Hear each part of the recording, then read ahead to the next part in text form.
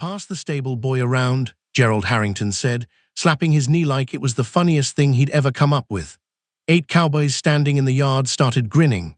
8 men who had been on that ranch for years, who knew every fence post and every horse by name, who had zero interest in making life easy for the skinny kid from Phoenix who showed up with soft hands and a dented truck. They passed him around like a joke. The first man sent him to muck out the south stable before breakfast. The second one handed him a rusted shovel and pointed at a drainage ditch that hadn't been touched in months. The third told him to haul 40-pound bags of feed from the far barn, 12 trips, alone, uphill on loose gravel. The fourth laughed when Eli slipped and went down on one knee in the mud. The fifth asked him if he'd ever saddled a horse before, and when Eli said no, the fifth man smiled like a wolf and handed him a horse that hadn't been saddled in 2 years and had opinions about it. By noon, Eli's hands were blistered. His back was screaming. His shirt was soaked through and caked with dust and dirt. He sat on the fence rail near the water trough and drank from his bottle and stared at the ground and told himself he was not going to cry. He was absolutely not going to cry. He was 19 years old and he had driven 14 hours for this job, and he was not going to give any of these men the satisfaction. He was still telling himself that when a shadow fell over him. He looked up. The 9th one was standing there. Eli hadn't noticed him before. He wasn't sure how. The man wasn't small, wasn't the kind of person you'd overlook in any normal situation. He was maybe 22 or 23, tall, lean in the way that comes from real work rather than a gym, with dark hair that curled a little at the ends because of the heat.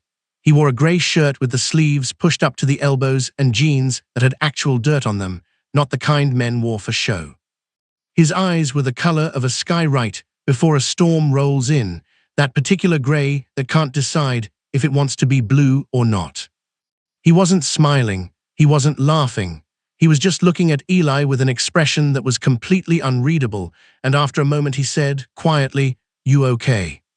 Eli opened his mouth, closed it, looked away. "Fine," he said. The man didn't move. "You don't look fine." "I said I'm fine." A pause.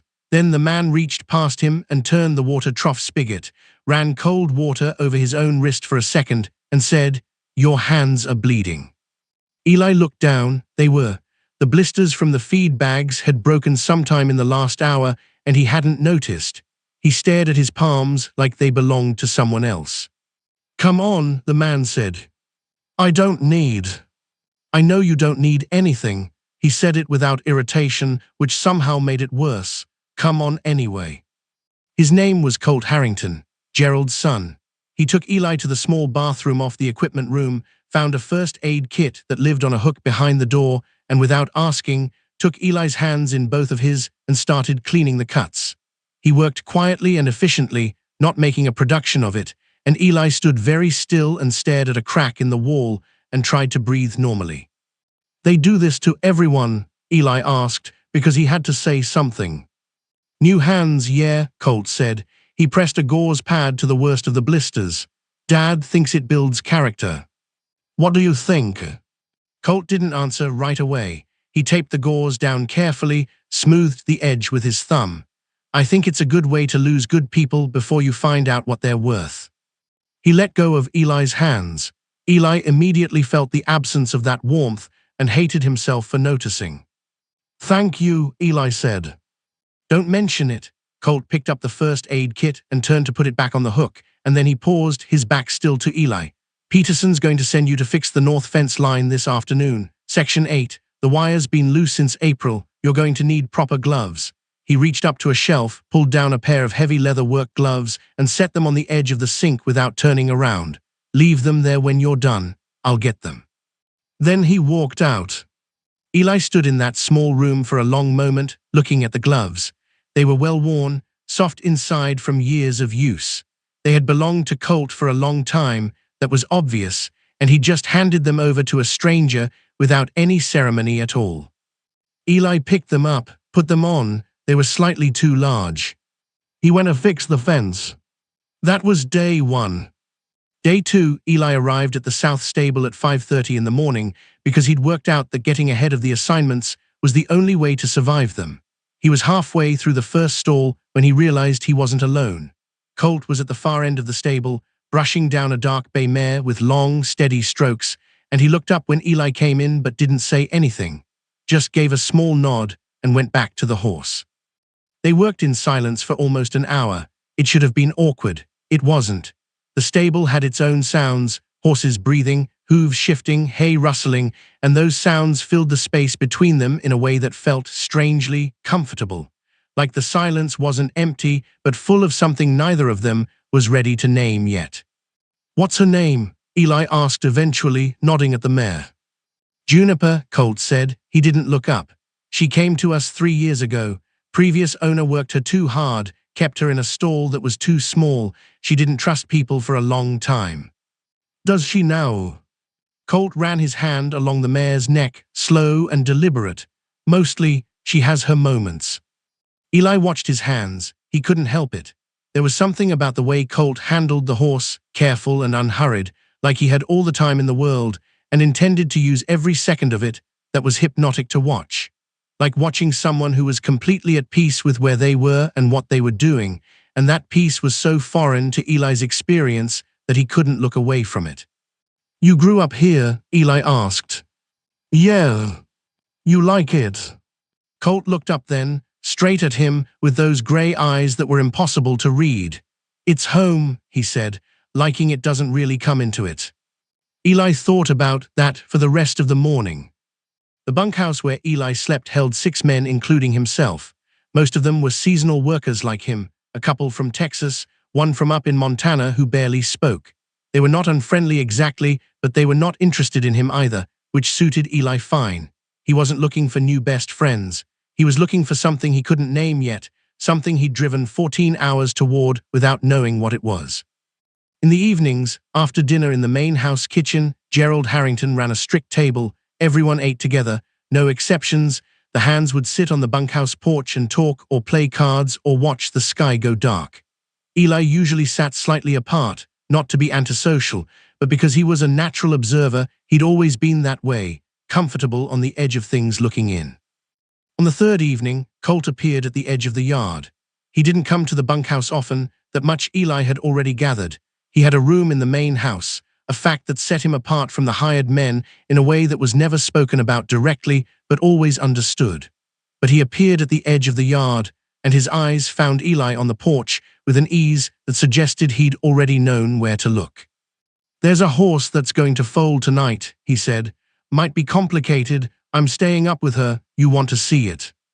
The other men glanced at each other. Nobody said anything. Eli stood up. "Yeah," he said, "I do." He followed Colt across the yard and into the north barn, and the door swung shut behind them.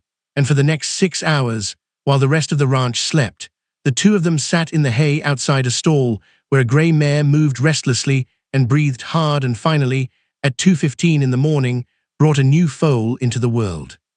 The foal was dark, almost black, with a white star on its forehead, and when it stood for the first time on its trembling legs, Eli felt something move through his chest that he had no words for. He looked over at Colt. Colt was already looking at him. In the low golden light of the barn lantern, with the smell of hay and earth around them and the soft sounds of the mare and her new foal, Colt's expression was open in a way it never was in daylight, like the night had given him permission to be less guarded. "You good?" Colt asked softly. "Yeah," Eli whispered. "That was incredible." Colt smiled. It was the first time Eli had seen him really smile. Not a small nod, not a knee expression, but an actual full smile that changed his whole face, crinkled the corners of those gray eyes, and made him look his age for just a moment. Eli felt his heart do something complicated. He looked away, back at the foal, told himself that what he was feeling was just the emotion of the moment, just the strangeness of being far from home, just the lateness of the hour doing things to his head. He almost believed it. By the end of the first week, a pattern had established itself without either of them deciding to make it a pattern. Eli would appear at the south stable at 5:30 and Colt would already be there. They would work in that comfortable silence, and gradually the silence would fill with words, not many at first, just observations about the horses, questions about the work, the kind of practical conversation that gave them an excuse to keep talking.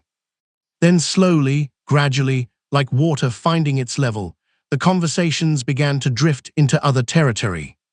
Colt asked him about Phoenix. Eli described it, the heat that was a different kind of heat than this, dry and urban, the smell of asphalt, the way the city lit up at night like something burning. He talked about his mother, who worked 2 jobs and never complained. He talked about his grandfather, who had driven that same Ford truck and listened to old country music and smelled of engine grease and cedar. He talked about the 2 semesters of community college and the hollow feeling and the advertisement that had appeared on his screen at 2 in the morning. Colt listened the way very few people listen, completely, without waiting for his turn to speak, without reaching for his phone, without letting his eyes drift. He listened like what Eli was saying mattered, and that attention was its own kind of intimacy, something Eli hadn't been prepared for. In return, slowly and in pieces, Colt gave things back. He talked about the ranch, not the work of it but the weight of it, the expectation that had sat on his shoulders since he was old enough to walk the fence lines with his father, the way everyone in the county assumed the shape of his future without asking what he wanted it to look like. He talked about a year he'd spent in Denver when he was 18, the one time he'd left, and how he'd come back not because he wanted to, but because his father's health had dipped and there'd been no one else. He talked about it without bitterness, which somehow made Eli feel the weight of it more clearly than bitterness would have. "Do you ever want to leave again?" Eli asked one morning. He was mucking out the 3rd stall. Colt was repairing a hinge on the gate. "Not the way I did before," Colt said. He didn't elaborate. Eli didn't push, but he thought about that answer for the rest of the day. 3 weeks in, a storm came. It built all afternoon, a darkness rolling in from the northwest that turned the sky the color of an old bruise. Gerald Harrington pulled everyone in early and gave rapid orders, animals secured, equipment stored, shutters on the west-facing windows. The hands moved fast and efficiently, everyone falling into practiced roles except Eli, who watched for a moment and then threw himself into whatever needed doing, following Colt's lead because Colt was the one moving with the most certainty. They were in the north barn when the storm hit. One moment the wind was noise, and the next moment it was presence, a physical force that hammered the barn walls and made the horses shift and stamp nervously. The lights flickered once, twice, then went out entirely. Emergency lanterns kicked on, throwing everything into that same golden low light that Eli had first seen on the night of the foaling. Most of the other hands had made it to the bunkhouse or the main house before the sky opened up. Eli and Colt were alone in the barn with 8 horses that were not happy about the situation. They worked for the next 2 hours, keeping the horses calm, moving between stalls, speaking in low voices, hands on flanks and necks, Colt showing Eli the specific tone of voice and the specific pressure of touch that settled a frightened animal. Eli watched and mimicked and found that it worked, that the horses responded to him when he did it right, and something about that discovery, that he could be trusted with something this alive and this frightened, settled inside him like ballast. When the worst of the storm had passed and the horses had quieted, they sat down in the hay against the far wall without discussing it. Both of them tired, both of them rain-damp despite having been inside, both of them listening to the rain on the roof that was now just rain and not a weapon. Colt had his knees pulled up and his arms resting on them. His head was tipped back against the wall. His eyes were closed. In the lantern light, the lines of his face were softer, less guarded, less deliberate, and Eli was sitting close enough that he could see the slow rise and fall of his breathing. "You did good tonight," Colt said, without opening his eyes. "I was following you," Eli said. "You stopped following me halfway through and started doing it yourself." He opened his eyes then, turned his head, and looked at Eli from maybe 18 inches away. "That's not nothing." Eli held his gaze for a second, 2 seconds, then he looked up at the barn roof. "My grandfather used to say the measure of a person isn't how they handle the easy days." "Smart man." "He was." Eli paused. "He died 2 years ago. The truck out there is the last thing I have that was his." A silence, not uncomfortable. Then Colt said, "What was his name?" "Miguel." Eli smiled without meaning to. Everyone called him Mickey, which he hated. He was very dignified about it. Colt made a sound that was the edge of a laugh. I had a grandfather like that, big formal man, hated nicknames. We called him Hector, and he acted like it was a personal offense every single time. He paused. He built most of the fences on this ranch. There are sections that are 40 years old and still solid. That's a legacy. Yeah, something moved across Colt's face. Complicated, too fast to read. It is. They sat there for a while longer, listening to the rain ease. At some point, the lantern nearest them began to flicker, and Colt reached over and adjusted something at its base, his arm passing close across Eli's line of vision, and for a moment Eli became very aware of the warmth of another person within arm's reach, the specific gravitational pull of it. He didn't move, he barely breathed. Colt settled back, the lantern steadied. Everything was exactly as it had been 30 seconds ago, and also somehow entirely different. Storm's almost done, Colt said. Yeah, Eli said. Neither of them moved for another 20 minutes. Something shifted after the storm. Eli couldn't have put it into precise words, but it was there, a new quality to the silences, a new awareness in the spaces between them.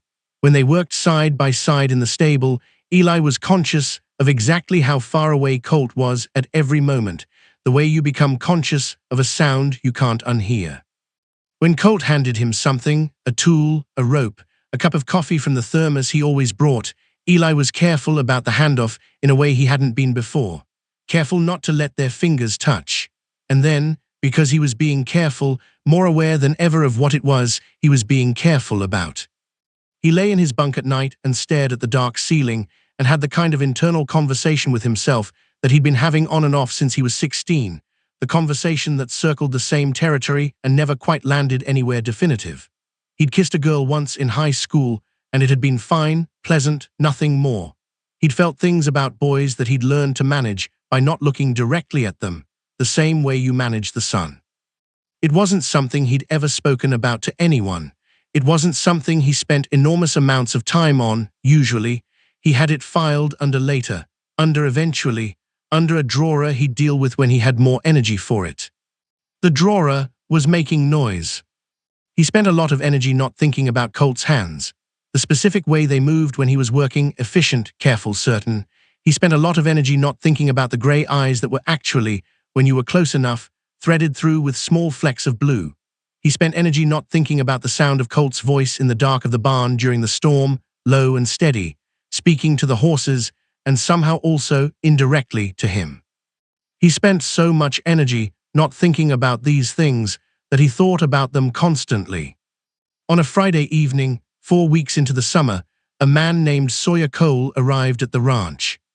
He pulled up in a red truck and climbed out grinning, and immediately the atmosphere shifted. Multiple hands called his name. Gerald Harrington came out of the farmhouse to shake his hand, and even the dogs that lived near the main barn seemed to have opinions about him, milling around his boots in a way they never did with strangers.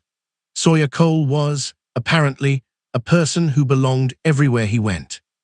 He was roughly Colt's age, dark blonde hair, confident jaw, the easy physicality of someone who had never spent much time being self-conscious. He wore his jeans and his flannel shirt like he'd been born in them. He laughed loud and often, and it was the kind of laugh that made other people want to join in. He was a former hand, Eli gathered, had worked the ranch for 2 summers in his early 20s, was now back through for a few weeks visiting family in the area and stopping to see Gerald, an old friend of Colt's, perhaps more than a friend. Once, there was something in the way Colt's posture changed when Sawyer appeared, something that looked like history. Eli noticed all of this from the paddock fence where he was working on a broken latch. He noticed it and told himself firmly that he was not bothered by any of it. He was a hired hand. He'd been here 4 weeks. He had no standing to be bothered by anything. He was bothered. Sawyer found him within an hour in the easy way that Sawyer seemed to find everyone, just appearing, extending a hand, introducing himself with that wide grin. "You must be the Phoenix Kid," he said. "Colt mentioned you." Eli shook his hand. "Eli Navarro." "Sawyer Cole, don't worry, you'll be sick of me by next week." He said it cheerfully, like it was a proven fact. "You settling in okay? First time on a ranch?" "Yeah, first time." "You'll either love it or hate it. Which is it?" Eli looked out at the paddocks, at the horses moving in the late afternoon gold, at the mountains going purple in the distance. "Love it," he said, and was surprised by how immediately and completely he meant it. Sawyer nodded approvingly. "Good answer. Colt needs someone who gets it." Eli looked at him. "What do you mean?" "I mean Colt's been running this place mostly solo since his dad's health got complicated, and half these hands come and go like the wind, and the other half aren't worth much. He could use someone he can actually count on." He said it matter-of-factly, not performing anything. Then he clapped Eli on the shoulder. "Come have dinner, stop working. The latch will be there tomorrow." Sawyer's presence at the dinner table changed the energy of the room. He was funny and loud, and had an apparently endless supply of stories about previous ranch seasons that made the other hands laugh until they coughed.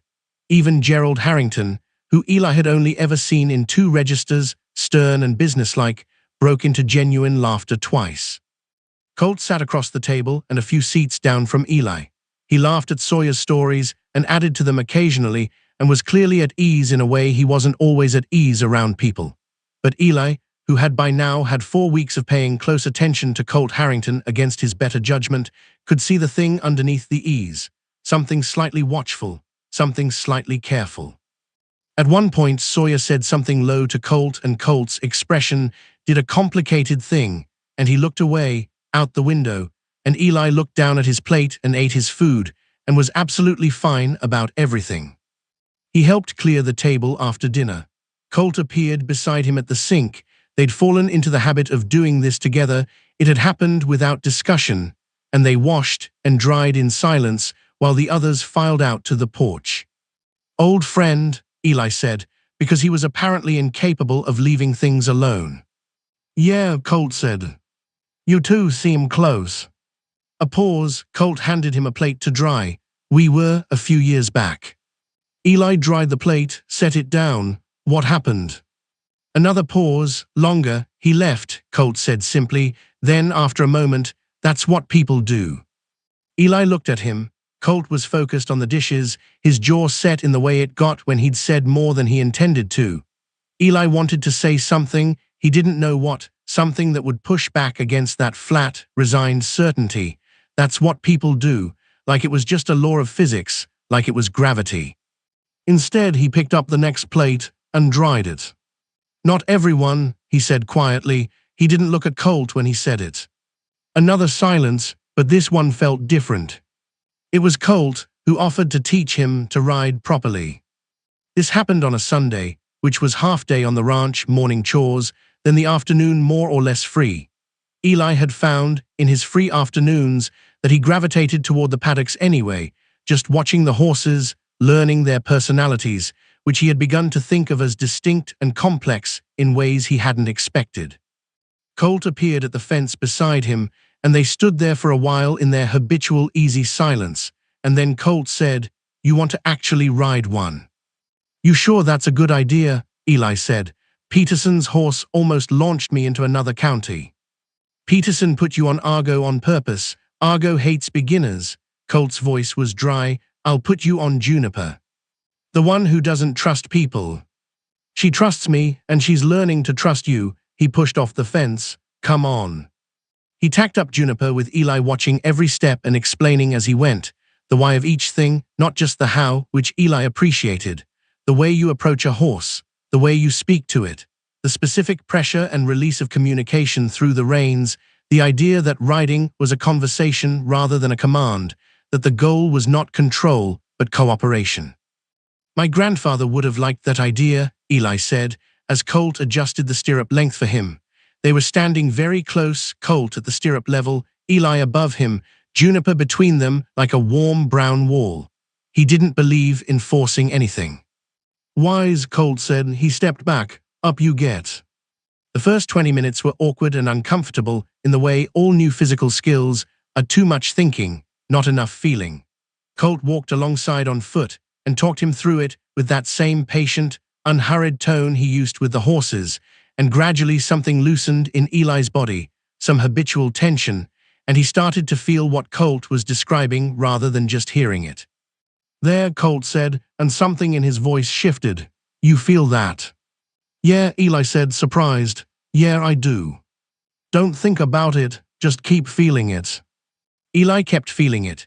He walked Juniper around the paddock twice, 3 times, and on the third time she settled into an easy rhythm and he settled with her, and the afternoon sun was warm on his back, and the mountains were blue and green in the distance, and he thought, without thinking, this is what I was driving toward.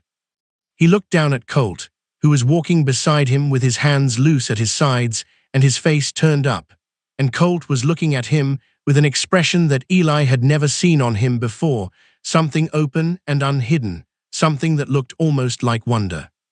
Their eyes held for a beat. Juniper kept walking. The moment passed, but Eli sat up a little straighter in the saddle and felt his heart doing that complicated thing again, and this time he didn't bother pretending it was anything other than what it was. Sawyer had been at the ranch for 5 days when he cornered Eli in the equipment room. Not confrontationally, everything Sawyer did had a lightness to it, a lack of threat. He leaned in the doorway with his arms crossed and waited until Eli looked up from the saddle he was conditioning. You know, Sawyer said, I've known Colt Harrington for 8 years. Eli kept working the leather. Okay. And in 8 years, I have never once seen him teach someone to ride on a Sunday afternoon. He was being generous. Colt isn't generous with his Sundays. He guards them like a man guarding water in a desert. Sawyer tilted his head. He sat on that fence for an hour and watched you practice. After the lesson, just sat there. Eli set down the cloth, looked at Sawyer, kept his expression neutral in a way that cost him some effort. What's your point? He said. Sawyer smiled. It wasn't unkind. No point, just an observation from someone who knows him. He uncrossed his arms, made to leave, then stopped. For what it's worth, and I say this as someone who genuinely cares about him, Colt has spent a very long time being very alone on this ranch. Not lonely necessarily. Alone, there's a difference. He paused. It's good to see him not quite so alone. He left. Eli sat in the equipment room for a while after that, hands still on the saddle, not doing anything. Thinking about the word alone, and the difference between them, and how it was possible to know that difference so exactly that someone could name it without even trying. That night the hands played cards on the bunkhouse porch. Eli sat in, but his mind kept drifting. He lost badly and with good humor. At some point he looked up and saw Colt across the yard, sitting on the main house steps in the dark, something in his hand, a mug, probably. He was just sitting there, looking at the sky. Eli won the next hand. Everyone groaned. He collected his small pile of toothpicks, which were the stakes, and made some excuse about being tired and walked across the yard. Colt heard him coming and looked up. He made no expression of surprise, which meant either he hadn't expected Eli or he'd expected him so well that it didn't register as a surprise. Eli sat down on the step beside him, not too close, close enough. Couldn't sleep, Colt said. Couldn't focus on the cards. Eli looked up at the sky. Out here far from city light, the stars were extraordinary, not a handful of bright points, but an entire structure, layers of it, the Milky Way an actual visible smear across the dark. He'd never seen it like this before. He thought of his grandfather's truck and the old country songs and had a feeling he would not have been able to describe. You okay? Colt asked. It was the question he'd asked on day one. You okay? The same words but different now, fuller, with 4 weeks of something inside them. I've been thinking, Eli said, about what you said, about Juniper, about trust taking time. Yes. I've been thinking that applies to more than horses. A pause. Colt turned his mug slowly in both hands, usually does. Eli looked at him. In the dark and the starlight, Colt's profile was clean and still, looking up at the sky, and Eli had the overpowering sense that he was sitting beside someone he'd known far longer than 4 weeks, someone whose silences he'd learned the grammar of, whose particular way of being careful with words he'd come to understand as a form of generosity rather than withholding. I'm not leaving at the end of summer, Eli said. He hadn't known he was going to say it. He wasn't even sure it was true, but he said it. Colt turned and looked at him, a real look, full and direct, the kind that in a different context would have been uncomfortable. In this one, it was just honest. What? He said. I mean, I don't know, maybe I am. I don't know what I'm doing in September, that's the truth. Eli looked back at the sky, felt the heat in his face. I just wanted you to know that I don't take things lightly. People, I mean, or places, I don't treat them like they're temporary just because they technically are. A silence. Then Colt said, very quietly, I know that about you, Eli. And for a moment, nothing else in the world was happening anywhere. Just those words, in that voice, in the dark of a Texas night with all those stars overhead. It came, as most things that matter come, from a direction Eli hadn't been watching. Week 5, a Thursday, Gerald Harrington called Eli into the farmhouse office in the morning, which had never happened before, and Eli stood on the other side of the big wooden desk with his hat in his hands. He'd acquired a hat, without particularly meaning to, while Gerald looked at him across a pile of papers. I've got a proposition, Gerald said. I want to extend your contract. Full season, meaning you stay through October. Full wage, senior hand rate. He leaned back. You've impressed me. You work hard, you don't complain, the horses like you. That last part matters more than people think. Eli thought about September, which he'd been thinking about more lately. He thought about the truck in the yard and Phoenix and his mother and the hollow feeling that had been gone since about day 3 on this ranch. He thought about a lot of things very fast. Yes, he said, I'll stay. Gerald nodded, satisfied. Talk to Colt about what the extended role looks like. You'll be taking on more responsibility. He'll manage it. Eli found Colt in the south barn, which was where Colt usually was when he needed to think. He told him about the conversation with Gerald. He didn't know what he expected. Maybe something that looked like what he was feeling, which was something warm. What he got was Colt's face, going careful, and closed in a way Eli hadn't seen in weeks.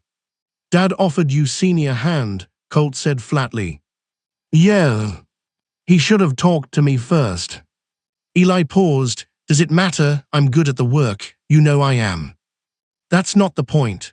Colt turned away, started doing something with a harness that didn't need doing. He makes these decisions without, he stopped, started again. There's a hierarchy here, and he skips it whenever it's convenient for him. Colt, you should have come to me first, before you said yes. Something shifted in Eli's chest. Why? He said carefully. Colt turned back. His jaw was set in that way, but this time underneath it Eli could see something else. Not anger exactly, but its younger cousin, the one that comes from fear. Because I'm the one who manages the hands, because that's how it works here. Eli looked at him for a long moment. This isn't about the hierarchy, he said quietly. Don't tell me what it's about. Then tell me. His voice was steady. He was proud of that. Because if I've done something wrong, if I've crossed some line I didn't know was there, I want to understand it. But if this is about something else. There's nothing else. Colt's voice was flat, too flat.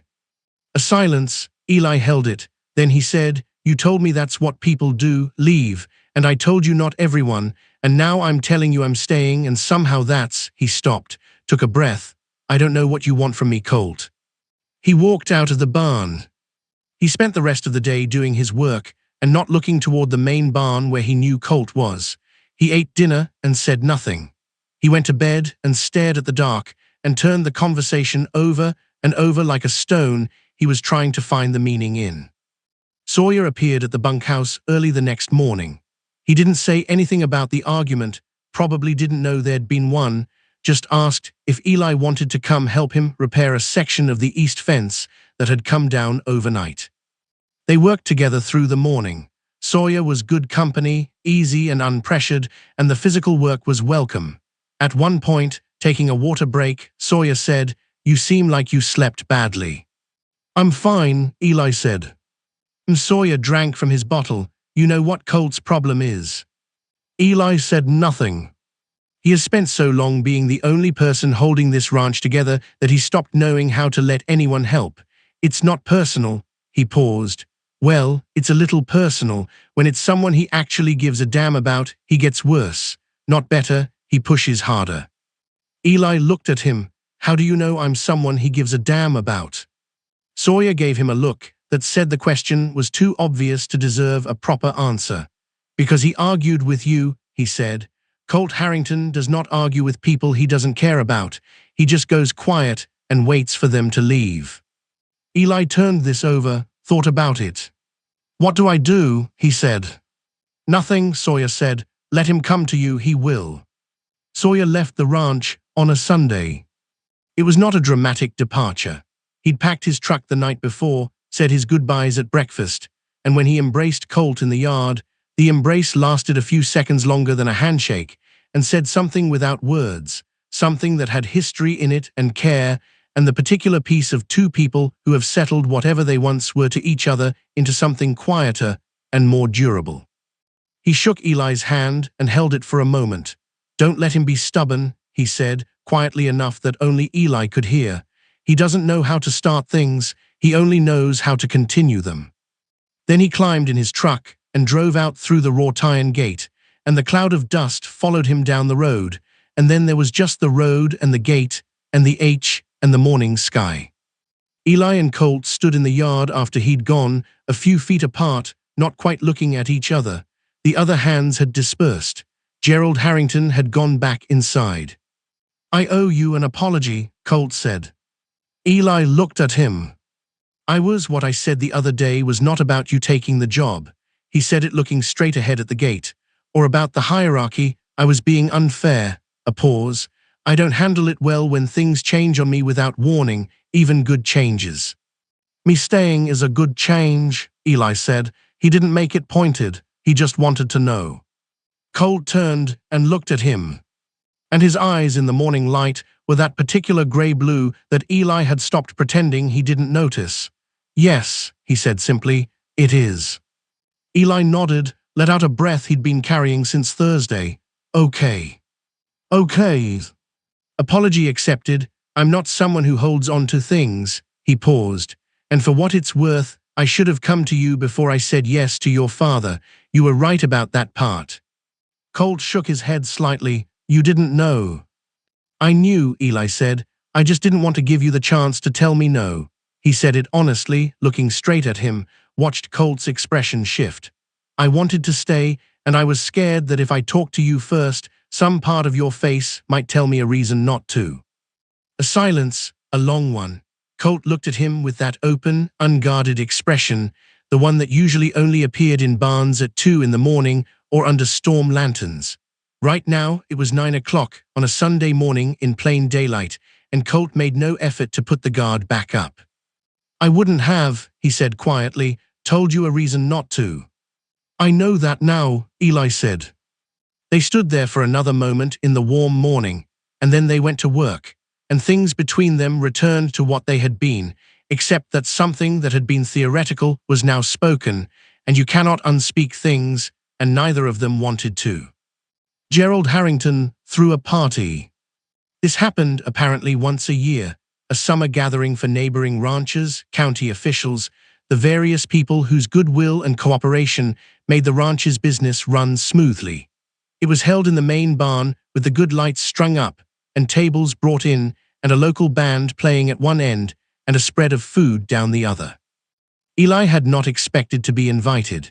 He was a seasonal hand, but Gerald appeared on the bunkhouse porch 2 days before and said, gruffly, that all hands were welcome and that he expected everyone to represent the ranch well, which from Gerald was as close as you got to an enthusiastic invitation. He borrowed a cleaner shirt from the Montana hand, who was roughly his size. He polished his boots to the best of his ability. He showed up to the barn at 7 o'clock and stood for a moment in the doorway, looking at the transformation, the same space where he'd spent hours mucking stalls and hauling feed, now glittering with string lights and full of people in their good clothes, and felt that same sensation he'd had on the first morning, something clicking into place. Then he saw Colt.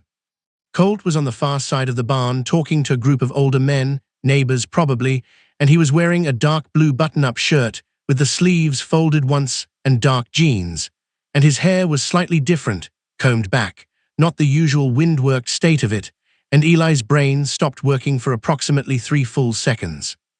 He recovered, found a drink, made conversation with the Montana Hand and one of the Texans and a neighbor rancher's daughter who asked him politely about Phoenix and seemed genuinely interested in the answer. He ate good food. He listened to the band, who were legitimately good. He was having a perfectly fine time. What he did not do was let his eyes stop wandering across the room to wherever Colt was. Twice he found Colt already looking at him. Both times, neither of them looked away quite fast enough for it to be accidental. At some point, the evening well along, the party warm and loud, Colt appeared beside him. Not abruptly, just materializing the way he'd materialized on day one at the fence, as though he'd been part of the landscape all along. "Having fun," Colt said. "Yeah, actually." Eli looked at him, looked away. "This place is different with lights in it." "It's different with a reason in it." Colt leaned against the wall beside him, shoulder almost touching his. "Almost. Dad does this every year. It's the one night the ranch is something other than work." "Do you need that, one night where it's not work?" "More than I'd usually admit." He paused. "You look different in a shirt that fits." Eli turned to look at him. Colt was looking straight ahead at the dance floor with an expression of absolute innocence. "That was almost a compliment," Eli said. "It was an observation. A kind one. Don't push it." Eli laughed, a real one, sudden and full, and Colt turned at the sound of it with something on his face that was not quite a smile, but was the entire intention of one. And they were close. They had drifted, through the course of the conversation, to within a very small distance of each other, shoulders almost touching, both of them facing the room. "Dance," said a voice. They both startled. The neighbor's daughter was back, smiling at Eli with good-natured mischief. Eli looked at her, looked at the dance floor, looked at Colt. Colt's expression had gone neutral.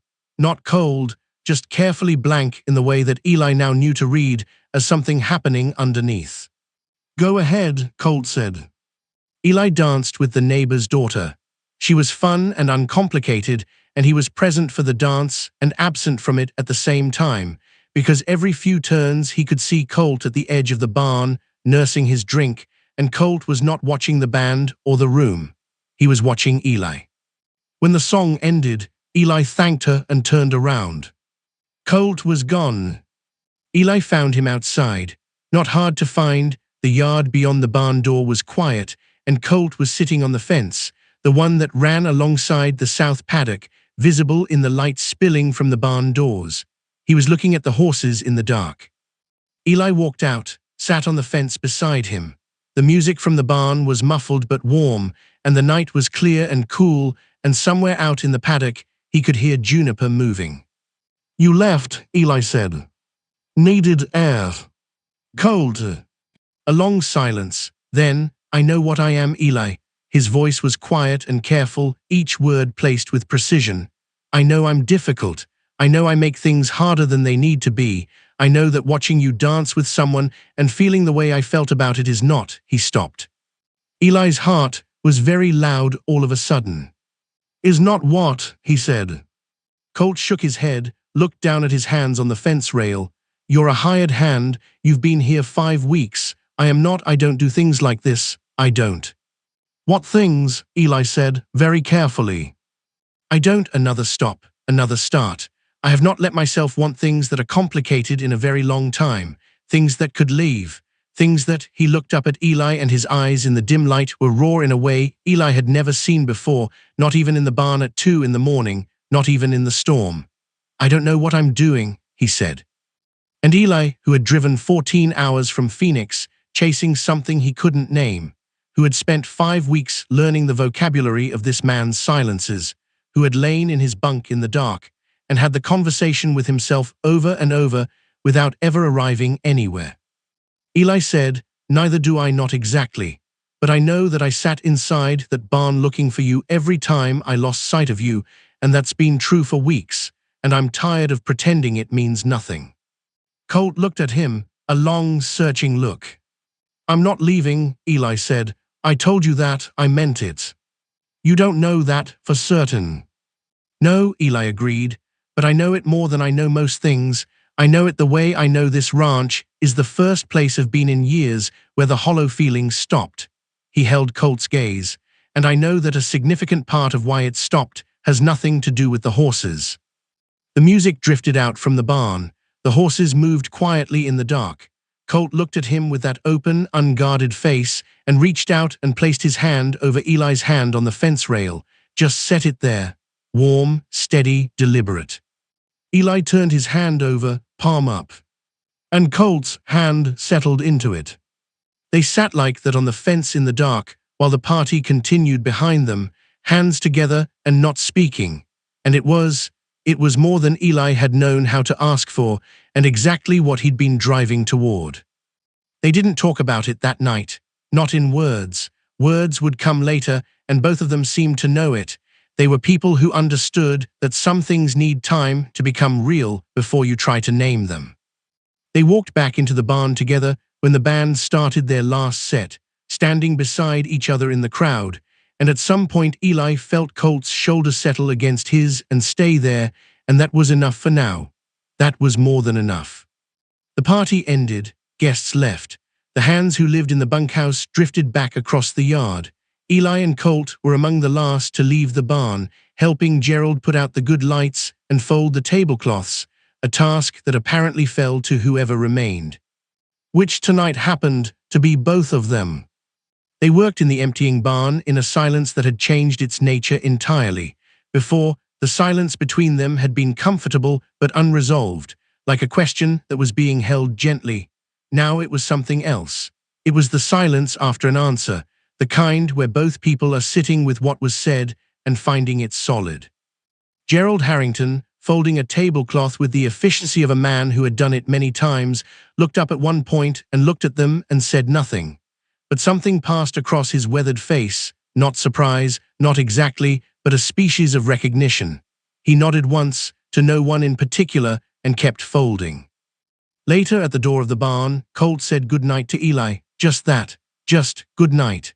But he said it looking directly at him, and his hand came up briefly and touched Eli's shoulder, just once, just the press of fingers through the fabric of the borrowed shirt, and then he walked toward the main house.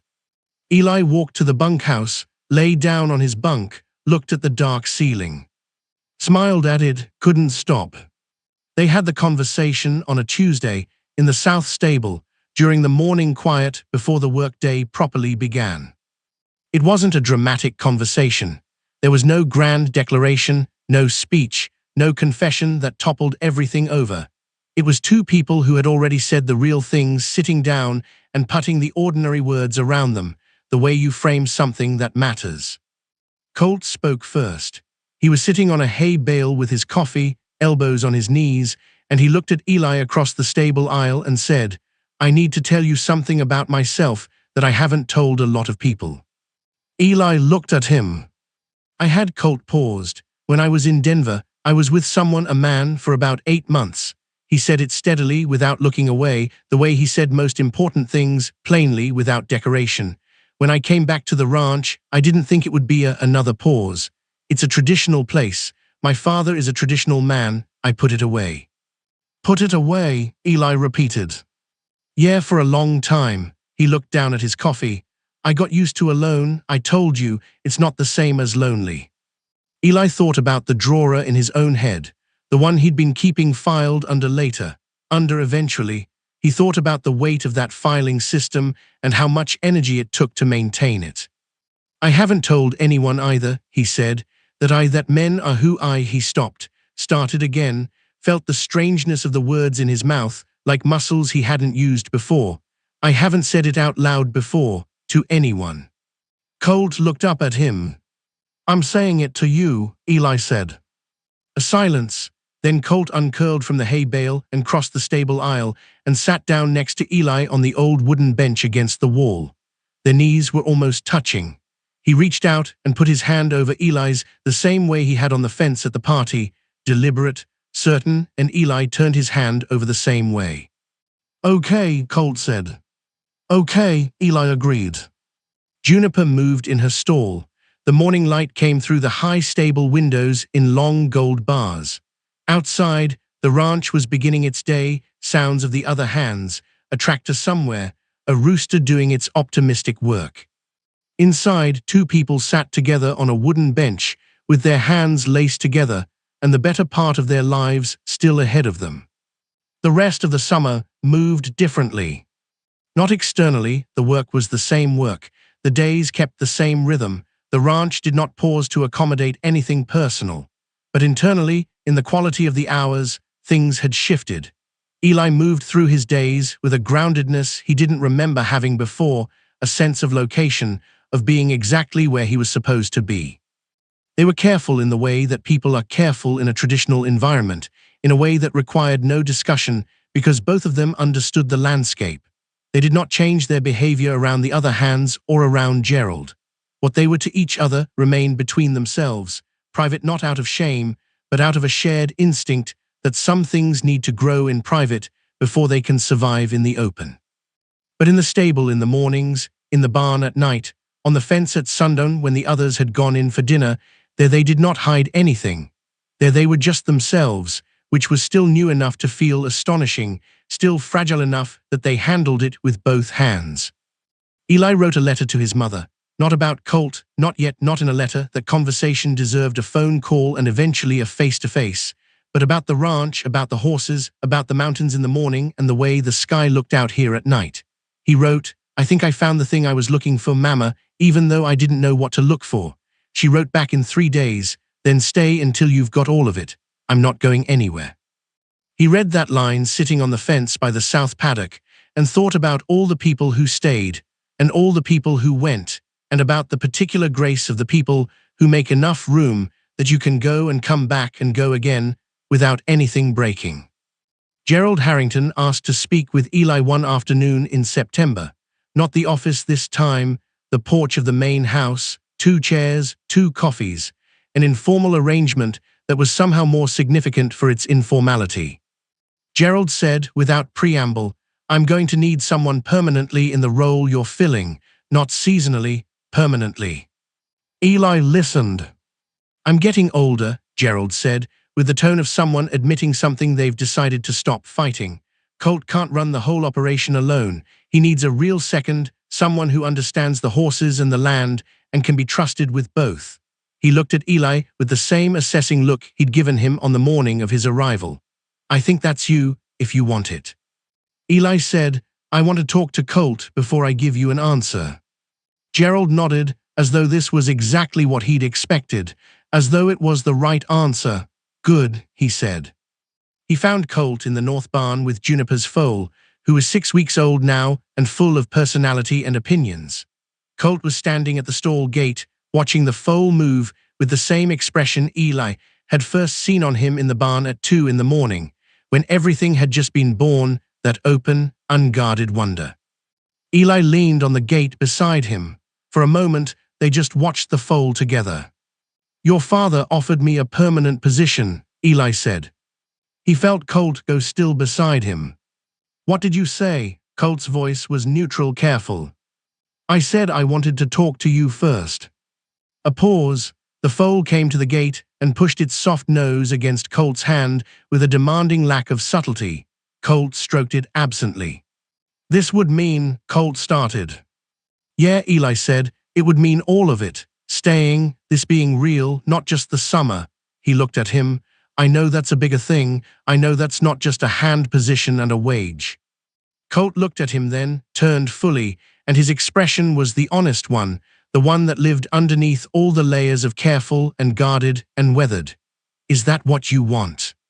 "Yes," Eli said, no hesitation. Even knowing, Colt stopped, started again, even knowing that this is not a simple place to be, that my father is going to need to understand some things, that the county, the neighbors. "Colt," Eli's voice was quiet, "I'm not saying any of that is easy. I'm saying I'd rather have the hard version of this than the easy version of something else." He paused. "I've been running away from things for a long time. I'm not good at it. I'd rather stay and be scared than leave and be safe." Silence. The foal lost interest in Colt's hand and cantered to the far end of the stall in the absurdly enthusiastic way young horses have. Colt watched it.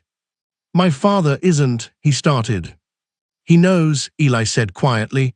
I think he's known for a while. He looked at us at the party and he didn't say anything. He just kept folding the tablecloth. Something moved across Colt's face, something complicated, something that had years in it. He's never said anything to me. He asked me to talk to you before I answered him. Eli let that land. He knew I would. He wanted me to. A very long silence. The barn was warm and smelled of hay and horse, and the particular late summer light was coming through the high windows. In the stall, the foal stood with its dark head drooping, already half asleep on its feet in that absolute way that young animals have. "Okay," Colt said finally. "Okay." He looked at Eli. His grey eyes were very clear. "Okay, tell my father yes." In October, when the summer hands had packed their trucks and gone, and the ranch had settled into its autumn rhythms, Gerald Harrington sat down with his son. Eli did not know exactly what was said in that conversation. He had not been part of it. It had happened on a Sunday afternoon in the farmhouse sitting room while Eli worked the fence line and tried not to think about it too hard. He found things to do that kept his hands busy and his eyes on the near distance. When Colt appeared at the fence line 2 hours later, Eli looked up. Colt's face was strange, not bad strange, but the face of someone who has been through something and come out the other side and is still processing which side they're on. He walked up to the fence and stood there and said he knew. He said he's known about me for a long time and he was waiting for me to come to him when I was ready. Eli exhaled. He said. Colt stopped, pressed his lips together. Something was happening behind his eyes. He said he regretted never making it easier for me to tell him. He said he was sorry for that. "That's good," Eli said carefully. "It's." Colt shook his head slowly. "It's a lot. I don't know what to do with it yet." "You don't have to do anything with it yet." Eli stepped closer, put a hand on his shoulder, the way Colt had touched his shoulder after the gala, deliberate, certain, "It'll settle." Colt looked at him. The grey-blue eyes were brighter than usual. He didn't say anything, just put his hand briefly over Eli's hand on his shoulder, held it there for a moment, then stepped back and looked at the fence. "Section 9 needs work," he said. Eli picked up his tools. "Show me." And they got back to work. There is a photograph on the wall of the main house kitchen taken the following spring. Gerald Harrington is in it, older looking in the photo than in real life, though that might be the angle. He is standing at the kitchen table, looking at something outside the frame of the shot. Beside him, slightly behind, are 2 younger men, one dark-haired, one with grey-blue eyes, and they are standing close enough that their arms are touching, and they are both looking at the camera with expressions that are not performing anything, not performing happiness or normality or ease. They are just there, just present, just themselves, standing in the kitchen of a ranch in Texas in the spring, with the light coming through the window and the sound of horses in the paddock outside. The image was taken by the Montana Hand, who is now a full-time employee, and who sent it to Eli's mother in Phoenix, along with a note that said, "Thought you might want this." She keeps it on her refrigerator with a magnet shaped like a cactus. Eli found out about this 6 months later and couldn't say anything for a moment. Then he called his mother and she answered, and he said, "Mama," and she said, "Mijo," and after a pause she said, "I always knew you'd find your place. I just didn't know it would be so far from mine." "You could come visit," he said. "I plan to," she said. "Tell that boy of yours to get the guest room ready." He laughed. He was standing in the south stable, and Juniper turned her head and gave him the patient, long-suffering look of a horse being interrupted. "I'll tell him," he said. "He'll clean the whole house, probably. He takes guest readiness very seriously." "Good," his mother said. "I like a serious man." He hung up and looked at Juniper and felt, somewhere in the center of himself, that steady, settled warmth that had been there since 5 weeks into a Texas summer, since a storm and a lamp and a cold water trough on a morning when everything hurt. Since 2 words in a dusty yard, "You okay?" He picked up the brush and went back to work. 6 months later, on an evening in autumn, Colt and Eli sat on the south paddock fence and watched the sun go down. It was that particular time of day when the light is more gold than anything else in the world, when the land looks like it belongs to a kinder version of history, when horses move through the paddocks like figures in a story. Colt had his forearm on the fence rail. Eli was sitting just close enough that their shoulders touched, which had stopped being accidental months ago and was now simply where they were in relation to each other, the natural position, the resting state. Juniper's pregnant, Colt said. I know, Eli had figured it out 3 days ago, March probably. I was thinking you could manage that one. Colt glanced at him. Delivery, the early days, she trusts you now. Eli looked at the paddock, at Juniper's dark shape moving serenely in the golden evening. Thought about the night they'd sat together in the hay and the first foal had stood up on its trembling legs and the look on Colt's face in the lantern light, the open wonder of it. Yeah, he said, I'd like that. A silence, a good one. Eli, Colt said. Yeah. He didn't say anything else for a moment, just looked at the horizon where the mountains were going purple, the way they went every evening, the way they would keep going every evening for as long as either of them looked at them. Then he said, I'm glad you applied for the job. Eli smiled, looked at him, at the grey-blue eyes in the evening light, at the face that had stopped being careful and was just his face now, the one Eli knew the way he was beginning to know this land, in all weathers, in all lights, in the generous, ongoing detail of daily life. Me too, Eli said. The sun kept going down. The horses moved in the paddock.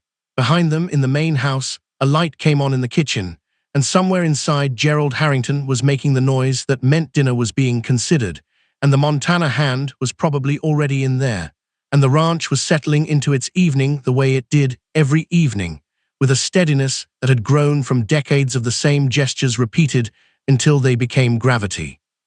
Eli let out a long breath, let his shoulder press more solidly against Colt's. Colt didn't move away. The mountains held their purple. The stars began, one by one, to open. And out on the south fence line of Harrington Ranch, in the last gold light of an autumn evening, two people who had been afraid of different things sat together and were not afraid, and that, all of that, The end of the story. And that's where I will leave you for tonight. But here is what I need to know because there are things I have not told you yet. What happened when Gerald sat Eli down 6 months in and said, I would like to understand your family? What happened the first time Eli's mother drove up to the ranch in a borrowed car with Tamils and opinions? What happened the night Gold finally told Eli what those 8 months in Denver had actually meant to him, and why leaving had broken something he had spent your years rebuilding? Thanks for watching and keep watching and like, comment and subscribe to the channel for more interesting videos.